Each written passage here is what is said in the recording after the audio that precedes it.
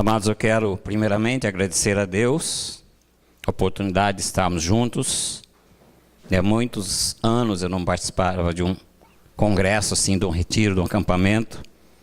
E hoje, observando tudo durante o dia, eu pude voltar a muitos anos da minha vida, quando eu era da federação também, presidente da federação, organizando os acampamentos, passando noites sem dormir, principalmente quando era acampamento de adolescentes, né? A gente tinha que ficar vigiando os adolescentes. Então isso tudo traz uma recordação assim maravilhosa para a vida da gente. Tem um presbítero que vocês conhecem, o presbítero Josimar, da Igreja Nacional. Nós trabalhamos juntos. Ele é um pouquinho mais velho do que eu, mas quando a gente encontra, eu falo, poxa vida, quantos anos que a gente não conversa e trabalhamos juntos nos congressos lá em São Paulo. Então é muito bom estar com vocês e ver estampada a alegria no rosto de cada um de vocês, a alegria de servir ao Senhor. Eu estava dizendo com o presbítero Carlos que a minha preocupação em pregar à noite, num final de acampamento, é o sono. Porque não tem coisa mais difícil do que o pregador olhar para o auditório e enxergar pessoas cochilando, né? Cochilando ou cochichando. Mas o Senhor é Deus. Grande é o Senhor, nós acabamos de cantar. E esse Senhor que vai operar agora também, como já tem operado até esse momento. Abra sua Bíblia comigo, um dos textos já foi lido, que nós vamos usar para meditação. Atos dos Apóstolos, capítulo 2. Nós vamos ler dos versos 27 ao 47. Nós já lemos 42 a 47. Nós vamos ler novamente para uma meditação. Eu prometo que não vai dar tempo de ninguém dormir, tá? Eu vou ser assim bem objetivo, que eu sei que ainda existem muitas programações hoje, né? E todas são importantes. Atos 2, verso 37.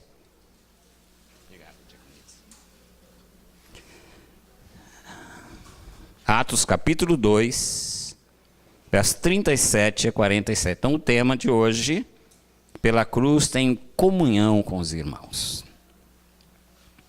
Eu gostei da divisão das vozes, viu? Masculinas e femininas. Então nós vamos fazer agora a mesma coisa.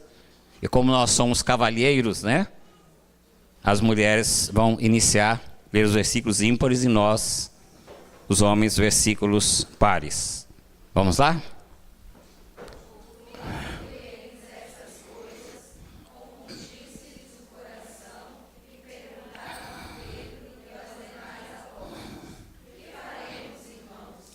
Respondeu-lhe Pedro: arrependei-vos e cada um de vós seja batizado em o nome de Jesus Cristo, para a remissão dos vossos pecados, e recebereis o dom do Espírito Santo. Pois para vós outros é a promessa, para vossos filhos e para todos os que ainda estão longe, isto é, para quantos o Senhor nosso Deus chamar. Com muitas outras palavras deu testemunho e exortava-os dizendo: salvai-vos desta geração perversa.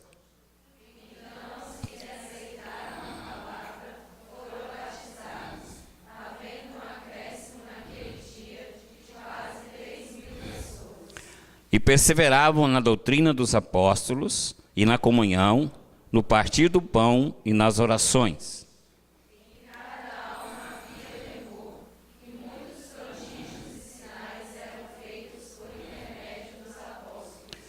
Todos os que creram estavam juntos e tinham tudo em comum.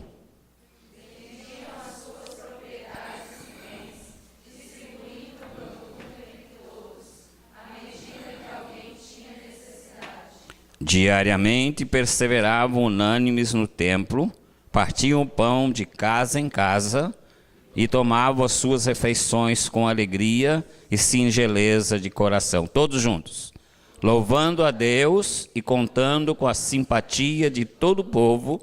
Enquanto isso, acrescentava-lhe o Senhor, dia a dia, os que iam sendo salvos. Nós temos aqui, queridos, nesse texto, dois resultados da cruz de Cristo. Eu queria rapidamente abordar com vocês esses dois resultados.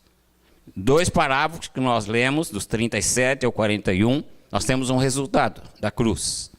Dos versos 42 a 47, outro resultado da cruz.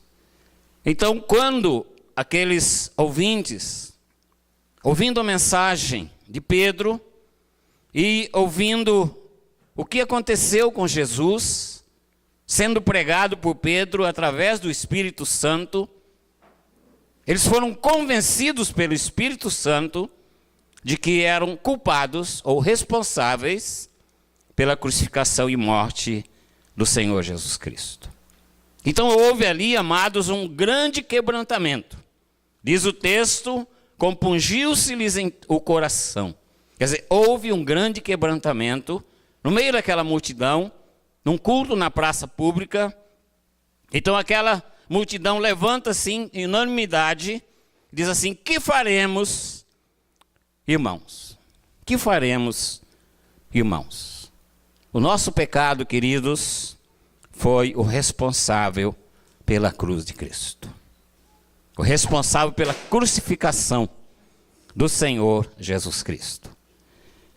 Eu li certa vez uma ilustração que eu achei interessante, que certo missionário, trabalhando na África, ele pregava em meio a uma daquelas etnias ali na África, e ele pregou sobre a crucificação.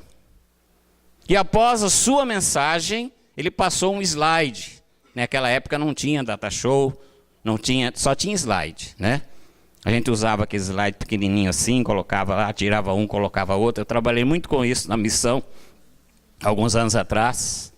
Então aquele missionário passou aquele slide, e quando chegou na hora que ele colocou o slide de Jesus Cristo pregado na cruz, um daqueles membros daquela tribo, daquela etnia, se levantou aos brados, ao choro, chegou diante daquele quadro ali e disse: Senhor Jesus, desce da cruz, porque aí é meu lugar, não é lugar do Senhor. Quem tem de morrer na cruz sou eu. Então, irmãos, o nosso pecado, o meu pecado, o seu pecado, são responsáveis pela crucificação do Senhor Jesus Cristo. E quando nós tomamos então consciência desta realidade, não há outra reação, a não ser essa que houve no meio dessa multidão. O coração pecador sente, tocado pelo Espírito Santo, que ele foi o responsável pela morte do Senhor Jesus Cristo. Aí então vem os resultados da cruz na nossa vida, quando nós somos convencidos pelo Espírito Santo. Hoje nós estávamos conversando, Emanueli e eu, sobre filhos de pastores. E muitos colegas nossos, né, são pastores apenas na igreja, não são pastores dentro de casa. E por isso muitos filhos de pastores hoje estão desviados do Evangelho. Eu tive um colega que já faleceu, que ele dizia que a maior tristeza dele, um dos filhos dele, mexia com drogas. E todas as vezes que a gente tinha reunião de oração, ele orava chorando. Ele falava: Senhor, o menino chamava Davi, eu não gerei o Davi para ser do diabo. Davi foi gerado para ser do Senhor. E depois que ele faleceu, Davi veio a se converter. Então muitas vezes a gente que é pastor, preocupa muito com o rebanho, esquece do nosso rebanho dentro de casa. Eu estava falando com a Emanueli que eu tenho a bênção, o privilégio de ter 3 filhas, todas 3 comprometidas com o Senhor, que nunca me deram nenhum aborrecimento. Eu tenho cabelo branco, não é por causa delas não, tá? Porque nenhuma das 3 nunca me deram nenhum aborrecimento, nem com namoro, nem com nada. Primeiro eu disse a elas que antes de 18 anos ninguém ia namorar. Elas me obedeceram.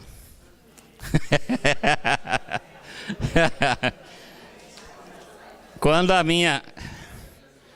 minha filha do meio, que é casada hoje, fez 15 anos, né, nós fizemos um culto gostoso, e um dos rapazes da igreja, que hoje é diácono, aliás é presbítero hoje, falou com ela, falou: olha, eu vou pedir você em namoro para o seu pai. Ele falou: não pede não. 2 motivos ela falou com ele, depois ele me contou isso. Primeiro, que meu pai não quer que a gente namore antes dos 18 anos. E segundo, eu não vou desobedecer meu pai. Então, a realidade da cruz, então ela tem de ser aplicada na nossa vida, também dentro da nossa família. Nós temos aqui muitos casais jovens, muitos futuros casais também. Então nós temos de aplicar isso, começar a evangelizar dentro da nossa própria casa. Eu tive um presbítero que dizia assim: meu pai é meu pai duas vezes. Ele é meu pai porque me gerou e é o meu pai porque me evangelizou. Então, o resultado da cruz, nós temos de ter essa consciência. Por quê? Porque isso vai trazer para a gente quebrantamento. Que faremos, irmãos? Que faremos? E o quebrantamento gera, então, arrependimento. Gera confissão de pecados. Resultados da cruz de Cristo na nossa vida. Então, queridos, quando acontece isso na nossa vida, quando nós passamos por esta realidade, por mais piores que sejam os nossos pecados, não existe isso, pecado pior, nem menor, nem maior, né? Existia na minha época de criança um canto que dizia pecado, pecadinho, pecadão. Isso não existe. Tudo é pecado diante de Deus, né? Então, quando nós temos essa certeza, então vai haver o quê? A confissão. E a partir do momento que nós, então, confessamos nossos pecados, há uma grande mudança na nossa vida. Muitas vezes, amados, não existe comunhão entre os irmãos por causa do pecado. Quantas vezes uma palavra que não foi muito sábia, ela ofende um irmão e ela cria barreira. Muitas vezes num acampamento como esse, com tantos jovens, tantas cabeças diferentes, pode acontecer.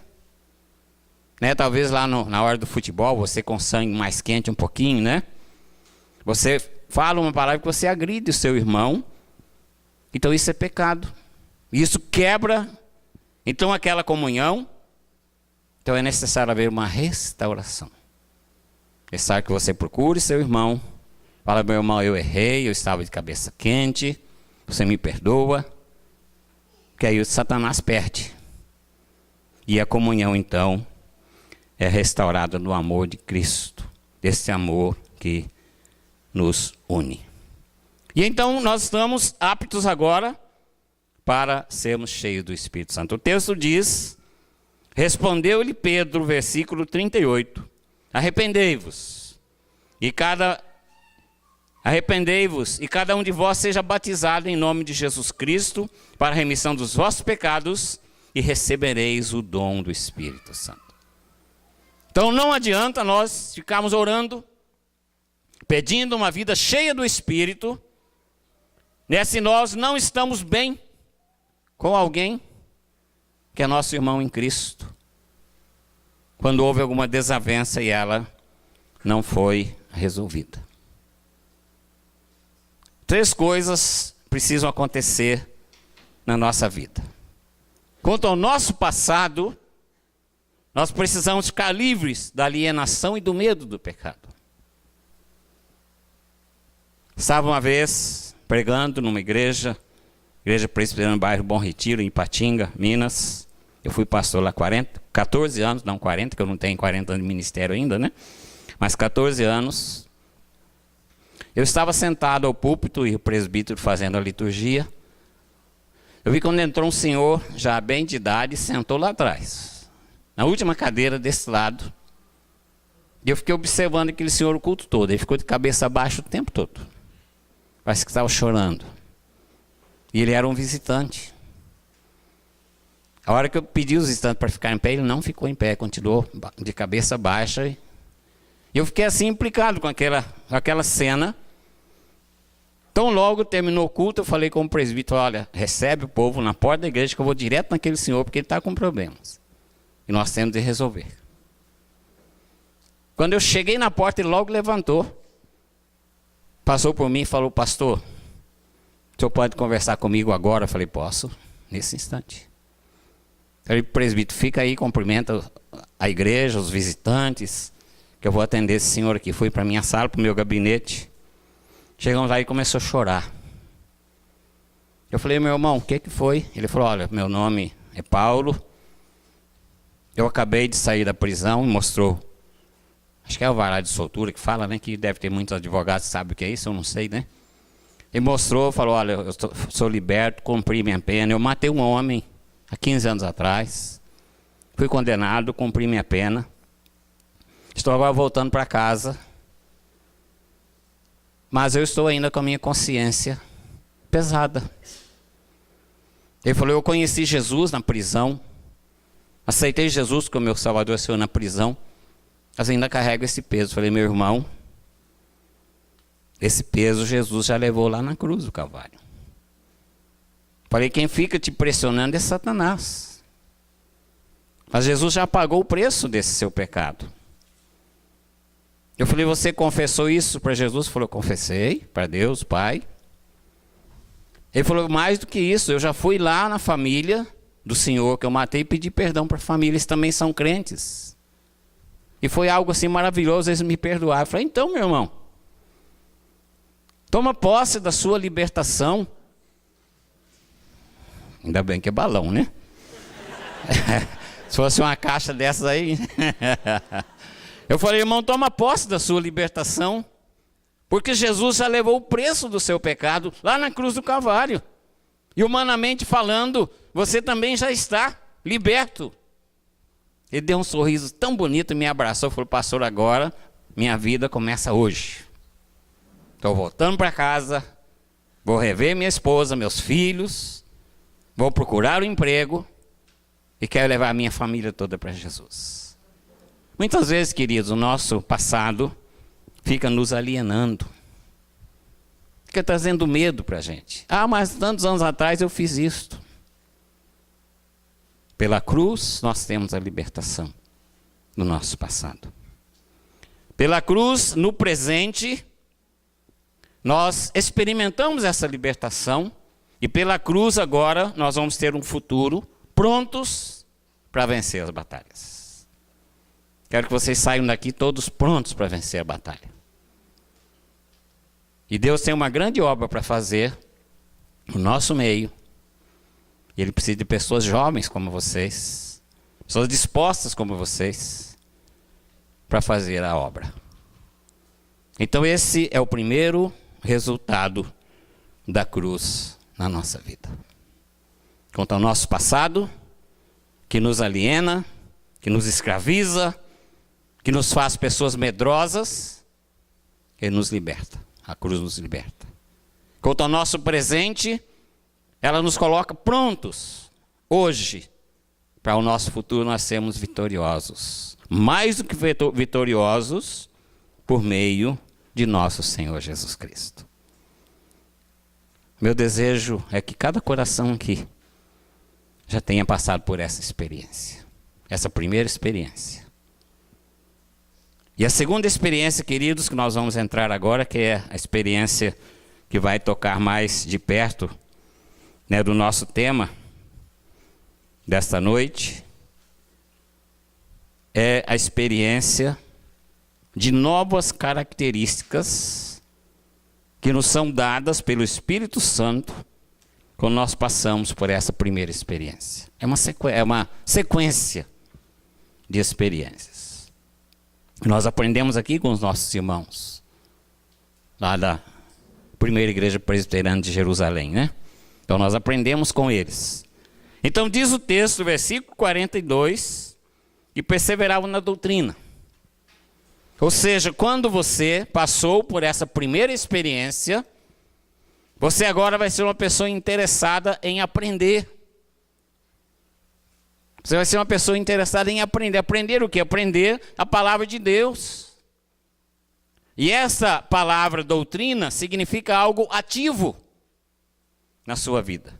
Quer dizer, aquilo que você aprendeu aqui desde a primeira noite com o reverendo Jefferson, passando pelos outros preletores, você vai sair daqui, vai levar e vai ensinar para alguém. Você não vai guardar isso só para você. Você vai levar, você vai ensinar. Então, há um interesse no meu coração em aprender. Aprender para quê? Para o meu crescimento e para abençoar outras pessoas. Muitas vezes a pessoa chega perto de você e fala, eu estou com dúvida assim nesse texto. Você fala, eu ouvi, alguém falou sobre esse texto, e você dá a interpretação do texto que você aprendeu. E você abençoa a pessoa. Resultado de quê? Da cruz na sua vida. Pela cruz, você vai ser interessado agora em aprender. Aprender o quê? A palavra de Deus. Aprender o quê? A doutrina que a palavra de Deus nos ensina.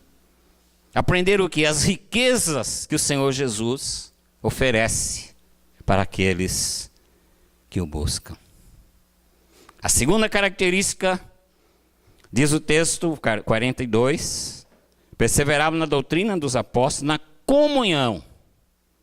Perseveravam na comunhão, ou seja, eu vou amar estar junto com meus irmãos. Eu vou ter prazer, eu vou ter alegria em estar presente com meus irmãos.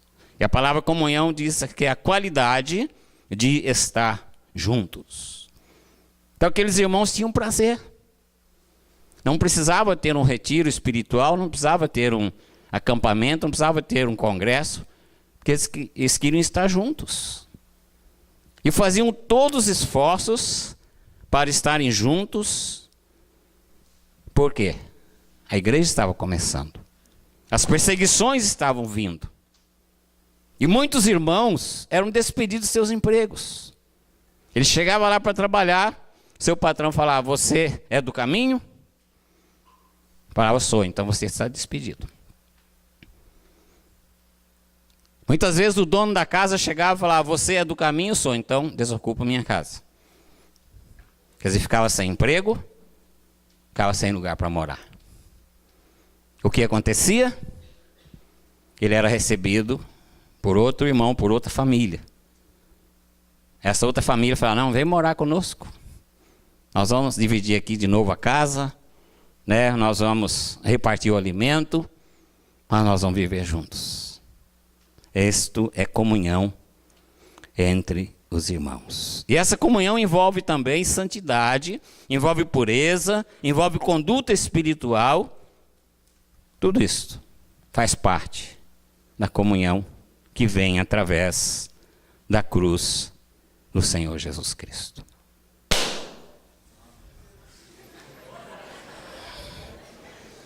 Ainda bem, essa é para ninguém dormir, né? Eu acho que foi feito de propósito, não foi, pessoal que arrumou aqui o cenário, não foi? Então, irmãos, quando o pecado penetra o acampamento dos salvos, pode ser através do orgulho, pode ser através da consideração com o nosso irmão.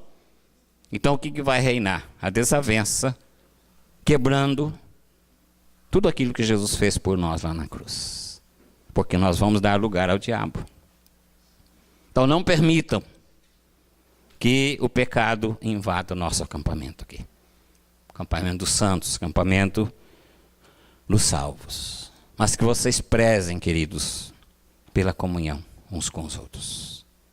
Eu fiquei o dia todo hoje observando, né? Para ver se esse povo está tendo comunhão, que eu vou falar sobre comunhão à noite, né?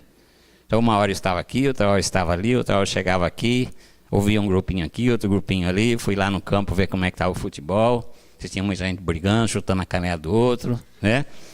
O pessoal brincando na piscina. Então, por quê? É o acampamento dos salvos aqui. E no acampamento dos salvos, então reina o quê? A comunhão dos santos. Pela cruz, nós temos comunhão uns com os outros.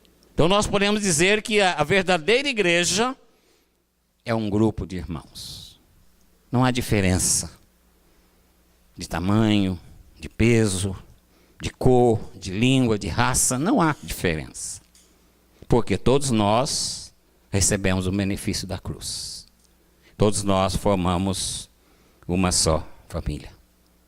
Mas o texto diz que esses irmãos também, além do desejo de aprender, além da comunhão com os irmãos, a verdadeira comunhão, eles também eram pessoas que oravam. Há uma prioridade na oração. Por quê? Eu disse, eles estavam já enfrentando perseguições. E sozinhos eles não podiam vencer as perseguições. Então eles precisavam dos irmãos e precisavam também de uma vida de oração. Alguém disse uma frase que eu anotei, não sei de quem é, né? Essa pessoa diz assim, né? Aqueles irmãos, deixa eu achar aqui, sempre falavam com Deus antes de sair para o mundo. Podiam enfrentar as lutas do dia a dia, pois antes já tinham enfrentado a Deus na oração. Antes de você sair para trabalhar, antes de você sair para estudar, antes de você sair para o seu lazer, você tem de enfrentar primeiro a Deus na sua oração. É dobrar os seus joelhos diante do Senhor. Falar, Senhor, eu quero que o Senhor me prepare, porque agora eu vou enfrentar o mundo. E você vai ser então uma pessoa preparada para enfrentar o mundo e ser mais do que vitorioso. Diz o texto também que em todos eles havia temor. Temor significa reverência.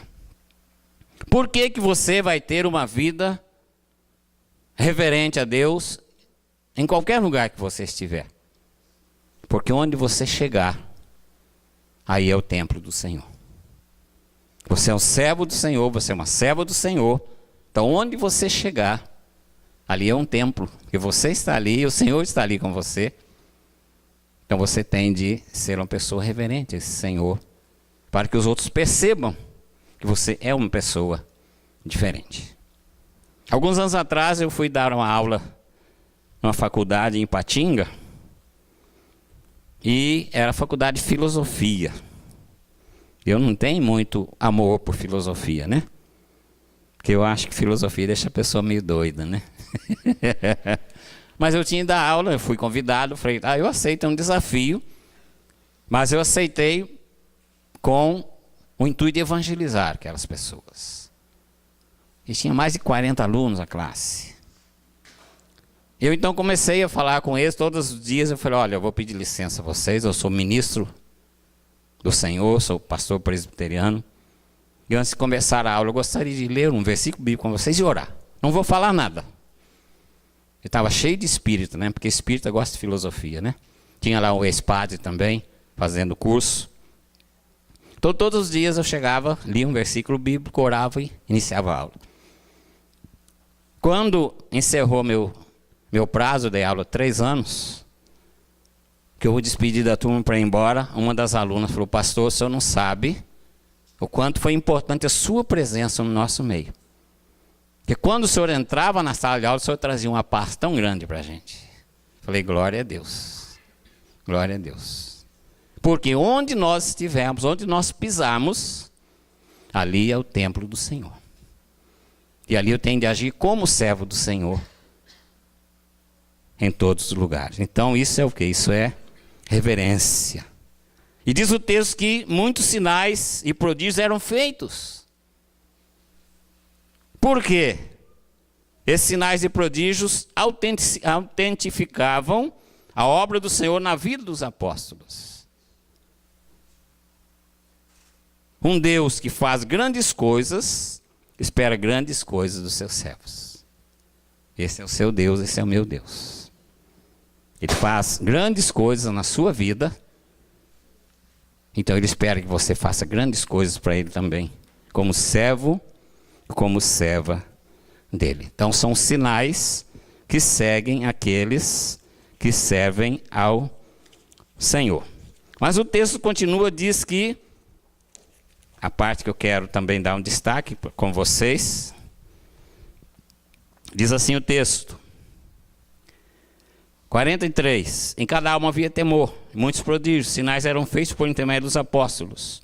Todos os que creram estavam juntos e tinham tudo em comum. Havia o quê? Havia um senso de responsabilidade pessoal de uma pessoa para com a outra.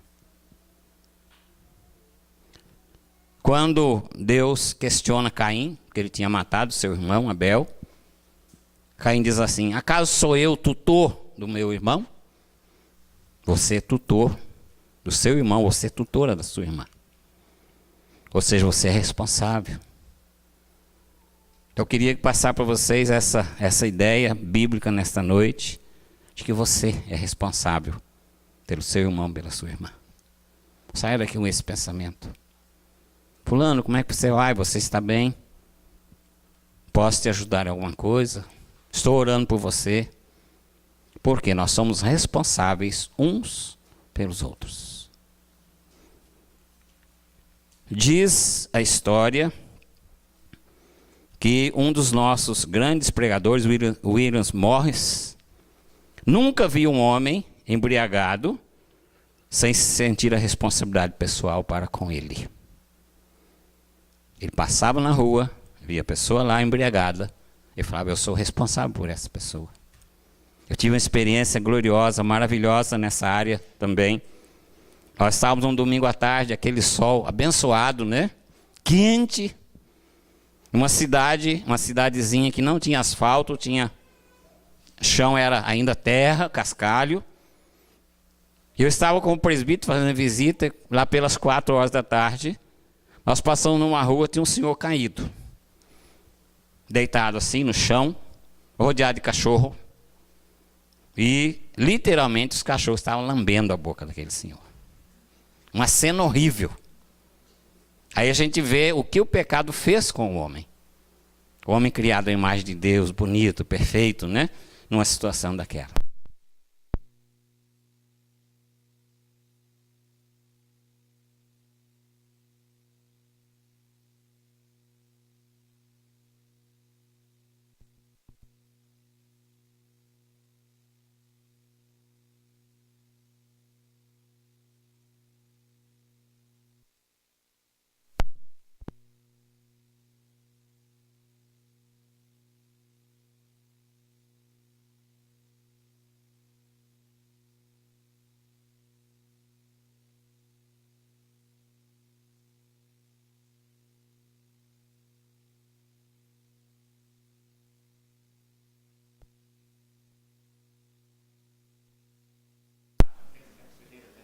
Não tem problema, amanhã eu mando lavar o carro, né? E levamos aquele homem, o seu Roberto, até a casa dele.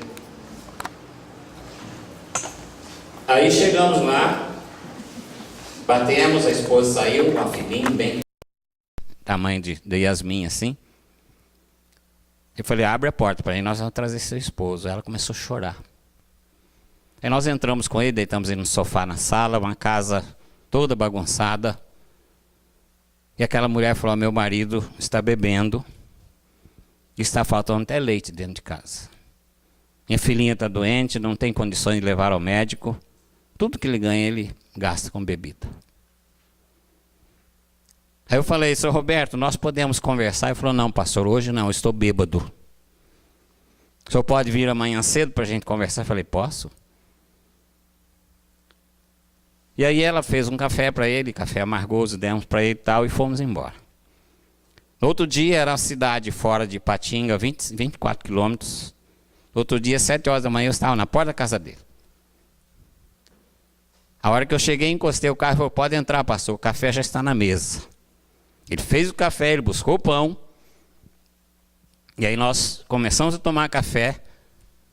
Ele falou, agora o senhor pode falar que o senhor queria me falar ontem, que ontem eu não estava em condições de ouvir nada, nem entender nada. Eu falei, eu quero falar de Jesus para o senhor. Falei, a sua situação ontem era deplorável. Eu falei, quando nós chegamos aqui na sua casa, nosso coração doeu, partiu. Porque sua esposa chorando, sua filhinha doente. Eu falei, mas tem alguém que pode te libertar agora, se o senhor quiser. E falei de Jesus para ele, apresentei para ele o plano de salvação. Eu acho que os balões estão estourando em cima de quem está cochilando, viu? Então eu falei com ele, ele falou, não, pastor, eu quero aceitar esse Jesus que o senhor está falando agora. Eu orei com ele. Falei, seu Roberto, tem uma igreja aqui pertinho da sua casa, Assembleia de Deus. Falei, procura a igreja, procura o pastor hoje ainda. Fala com ele que o senhor aceitou Jesus. Não precisa ir na minha igreja, que é lá em cima, que é longe, não. Vai aqui pertinho mesmo. Fala com ele que o senhor aceitou Jesus, que o senhor quer começar a vida nova, que ele para ele te acompanhar. Irmãos, esse homem hoje é pastor da Assembleia de Deus. Em 2008 eu voltei a essa cidade, hoje lá existe uma grande igreja, eu comecei uma congregação com 11 pessoas. Hoje tem uma grande igreja com mais de 500 membros a igreja. E assim que terminou a nossa escola dominical, eu falei, vou lá na Assembleia de Deus, quero ver pastor Roberto. Eles me falaram, já falaram, ele agora é pastor da igreja, Assembleia de Deus. Aí cheguei na porta daquela igreja grande, tem mais de 1000 membros, Assembleia de Deus, tem 5 pastores. Conversei com o diácono, falei, queria ver o pastor Roberto, é possível? Falou, pois não, pastor, ele está sentado aqui, pertinho aqui. Ah, mas que alegria ver aquele homem, todo agora arrumado, de gravata, né, barba feita. E ele falou, não, pastor, não vai embora não. Já está terminando a escola, eu quero fazer uma surpresa para o senhor. Eu falei, tá bom, vamos esperar a surpresa, né? Quando o pastor lá foi fazer a última oração, ele falou, pastor, me dá a palavra. Ele falou, pois não, pastor Roberto, vem cá. Ele falou, quero apresentar para vocês o meu pai espiritual. Ele falou, eu sou da Assembleia de Deus, sou pentecostal, sou barulhento, mas meu pai espiritual é da igreja presbiteriana. Não fala alto, não grita, mas ele é o responsável por estar aqui hoje. Irmãos, isso é maravilhoso. Eu quero que vocês, nessa noite, saiam com esse pensamento. Eu sou responsável pelo meu irmão. Eu sou responsável pela minha irmã. Nós somos responsáveis uns pelos outros. Pela cruz, nós temos comunhão uns com os outros. Isso vai gerar o quê? Vai gerar a última coisa aqui, que diz o texto. Aliás, 2 coisas, diz que em todas haviam alegria. O servo de Deus é uma pessoa alegre. Por quê? O que o entristecia já não existe mais, que é a condenação eterna. O que o entristecia, o pecado, já não é mais escravo do pecado. Ele tem dentro de si agora a fonte da alegria, que é Jesus Cristo. Então é uma pessoa alegre. E por ser uma pessoa alegre, ele vai fazer o quê? Vai chamar a atenção. Diz o texto, versículo 47, louvando a Deus e contando com a simpatia de todo o povo. A igreja era uma igreja atraente. Por quê? É uma igreja que tinha passado pela experiência da cruz. Então, se nós todos tivermos essa experiência, eu espero que todos aqui tenham a experiência da cruz, nós vamos ser pessoas também que vamos atrair os outros para Jesus. Eles vão chegar perto de você e falar, mas por que você é diferente? Talvez você já teve essa experiência. Você vai dizer, porque eu tenho Jesus no meu coração. Ele quer fazer isso também no seu coração. Que o Senhor, então, queridos, trabalhe a nossa vida, a sua vida, a minha vida, a nossa vida, como servos de Deus. E que você assuma esta responsabilidade, com o seu irmão, com a sua irmã. Aquele cuidado, aquele carinho. É tão bom a gente saber que os outros se preocupam com a gente. De vez em quando eu recebo um telefonema de uma das igrejas que eu já pastoreei. Pastor, eu estou orando pelo senhor. Não tem coisa melhor do que isto. Alguém dizer que está orando pela gente. Eu já disse para nossas irmãs intercessoras lá da igreja do Guará. Eu falei, o ministério do pastor se mantém em pé.